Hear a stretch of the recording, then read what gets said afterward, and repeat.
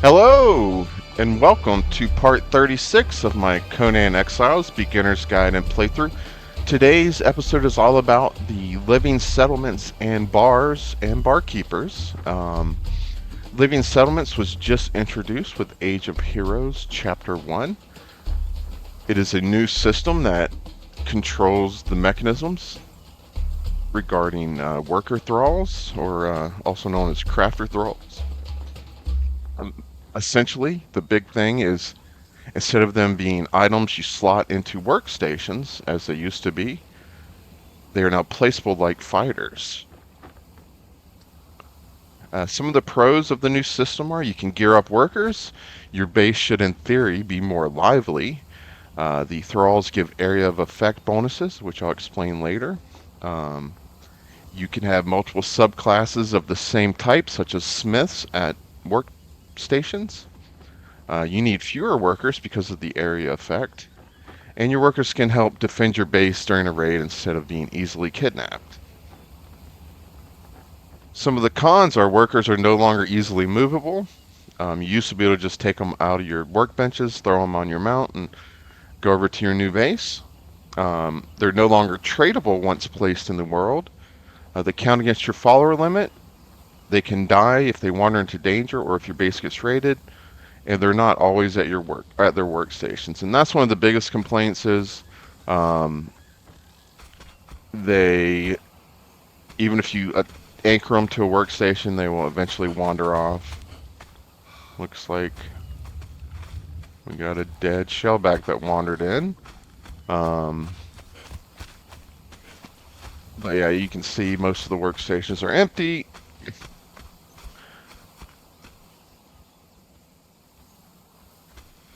Now, you can disable part of living settlements. If you go to admin settings, server settings, click make yourself admin, you'll have to leave this screen and then come back and then uncheck living settlements. And that will disable them moving around. They'll stay at their workstations.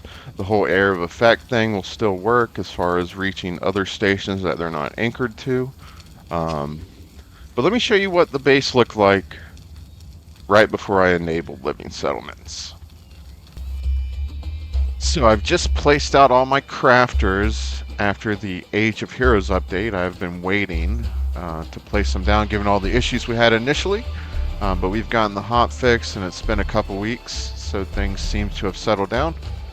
And my workers, when I first placed them, they went to a workstation automatically. And they are all working so far. It's been about 15 minutes since I placed them down. But I will see what happens after a while. Oh. Cora, the Master Armor, is heading somewhere to take a break, I guess. Yep. Okay, she's gonna sit here and have a lunch. Okay. Let's see. Where is Gunner going?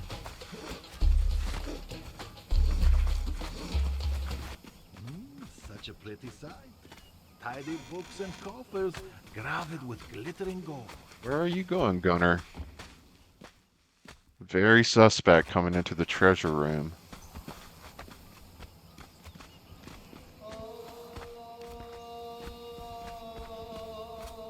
He's gonna hang out with my warriors. Thinks he's special. He does have a nice star metal axe, actually, that he came with.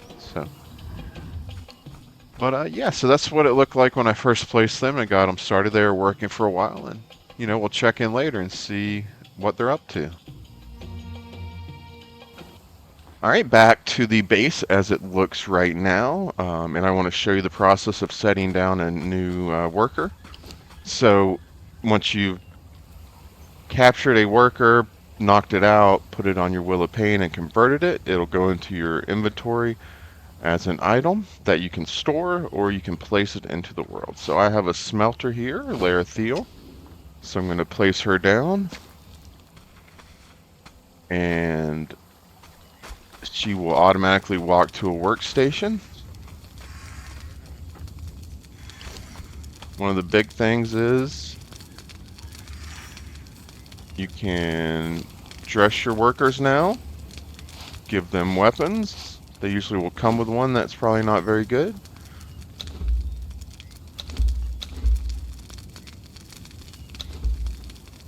And then if you look on the bench, you can see Laerthia Vasura is giving a benefit to this workstation of increased crafting speed. Now, even though she's just attached to this one, if we look at this other one, we can see she's also giving that benefit to this crafting bench. So the benefits that a worker thrall will give to different benches extend out 50 or 150 meters, which is about 50 foundation radius. So wherever you place them, 50 radius around that, 50 foundation radius is where they'll be. Now I just want to show you how many different benches one type of worker can apply a benefit to. So I have a couple armorers wandering about somewhere. So obviously they give a benefit to the armorer's bench, the tier 3 and the tier 2. They also give a benefit to the tanner's table, reduced weight, armor, durability. I don't have any tanners. The alchemist apparently gives benefit to the dyer's bench. And here's one of our armorers working away at the saddler's work table. So when you anchor them to a station, they will not go back to that station necessarily, because they'll take breaks, they'll go sit down and eat or sleep, and they may go back to the workstation you assigned them to initially, but they might go to another one that they apply to. Which is kind of a complaint, because the old way you would always have your workers at the workstations working away busily. A lot of people like that. So like I said, if you're on single player or you have your own server, you can disable the living settlements and they will stay put, but you'll get all the other benefits of the living settlements. And then I have a single taskmaster. He applies to the Will of Pain and the Torturer's work table. And then one of the other big things is if you have two types of a worker, like I have multiple blacksmiths, it will list them both in your workstations. So I have Gunnar the Smith. He is a bladesmith. He gives increased damage.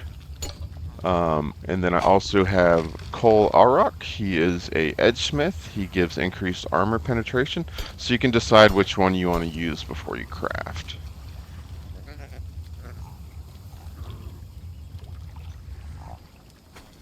And then I just want to show you how far the range is. So this is an alchemist or a fireball cauldron. We have both the cook can affect the crafting speed of the fireball cauldron, so you can select him or the alchemist. They're both going to give the same crafting speed bonus, but it is going to list both of them. And then here's the cook again on here. Come inside.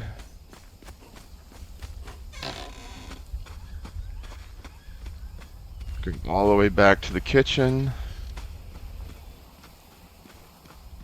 And we can see he's even attached here. Wherever he is, probably sleeping somewhere.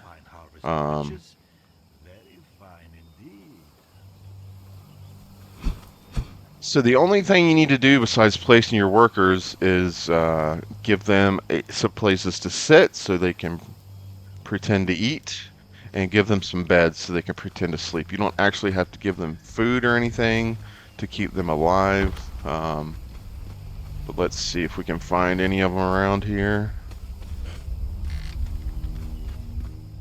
So I have some beds in here. No one's in here. Some chairs. No one should be in my bedroom. So yeah, earlier I found a thrall in my bed, and I'll show you that. And look at this, one of my workers sleeping in my bed. Not cool. You can disable thrall use.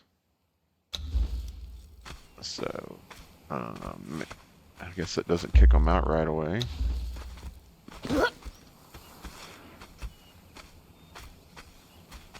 So, she should not get in my bed anymore. Go back to work, lazy bones. 1,700 and... Give them a little bit of freedom, and this is what they do. So like I said, one of the main complaints that people who like the old system have is that you can't just keep your workers at their workstations constantly working away unless you disable living settlements, which you can't do if you're on an official server or a server you don't control. Now, if you want to have that look of people always at your stations, you can actually assign a fighter to a workstation. I'll show you that. And they should stay there. See, if you always want to have someone working away, just you can get some low-level fighters or dancers or whatever and just put them in some workers' clothes and stick them on some stations. So that's one workaround. Another complaint is that while we can disable seats for thralls, you cannot currently disable doors. So you can't control as well where you might want thralls to go. So like I said, I might not want them going up into my bedroom. So one workaround for that is the books are balanced. Sums collected, everything adds up. to put a fence. It's super kind of cheesy, but you can jump over it and your thralls shouldn't come up here now. So just a workaround until we get the ability to disable doors. Alright. Now I want to take you around. That's pretty much the basics of the living settlements. I think I mentioned that they do count against your follower limit now, which I think on official servers is 60 thralls per person or per clan. I think you get 5 more for each additional person in your clan. But anyway, I wanted to show you my new bar. This is the Sweaty Yeti Tavern. I used the insulated wood to construct it, and I decorated it with veneered tavern stuff from the, I think, Age of War Chapter 3 Battle Pass. But yeah, I tried to give it a little bit of interest and not just a square box. I think it came out pretty good. So yeah, once you build a bar, to get it to function, you need a barkeeper.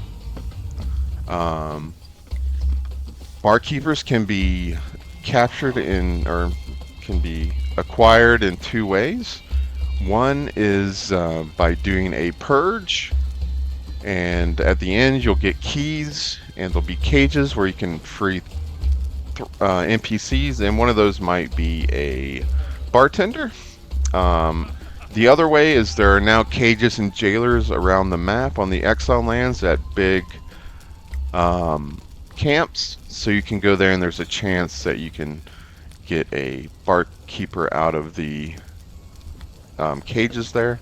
But building a simple purge base and just running some low-level purges, you can do that very early game.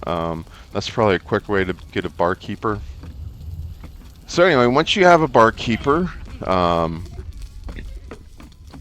if you place them in the world, and then you'll get those green anchor spots. A lot of them are just seats at the bar, but there'll be one behind the bar, and anchor the barkeeper there. It will stay that where she will not wander about, and that will turn the bar alive, basically. And you'll get people coming into your bar, NPCs sitting, drinking, eating. For some reason, they're facing away from the table. This guy seems to always be in your bar. You can talk to him. When I see one. You can learn lore corruption from him. Howls on the wind, blood on the tongue. And you can also hire NPCs sometimes.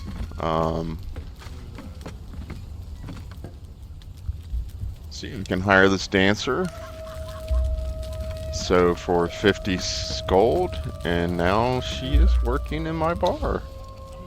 So you can sometimes get name thralls, but it's pretty rare.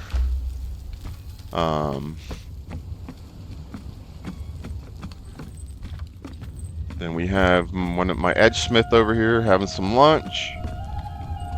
I think that is Enos having some lunch. My cook has decided to come in here and work the spit roast campfire. But yeah, like I said, the decorations in here are from the Veneer Tavern set, which came with the Battle Pass last age. And I really love this hearth, man. It's really cool. So, and one other thing, or a couple other things, you can The tavern is the best way to end you can buy drinks and some food from the the bartender just for fun. What's your pleasure?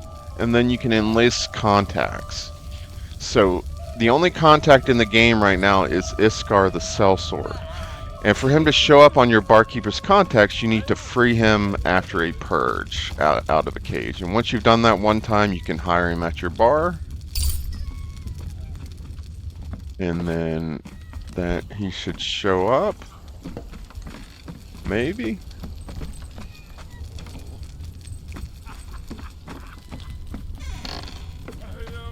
Let me see if I walk away and come back, if he'll be there. The old run away a little bit and come back trick. Helps with most things.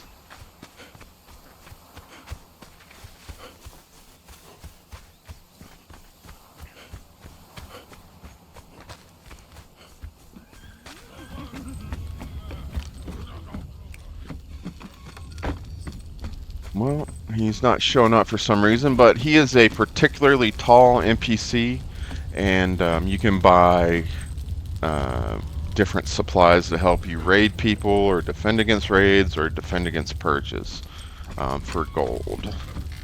Alright, well that is the basics of bars. Now one final step to finish the look of my Highlands bar.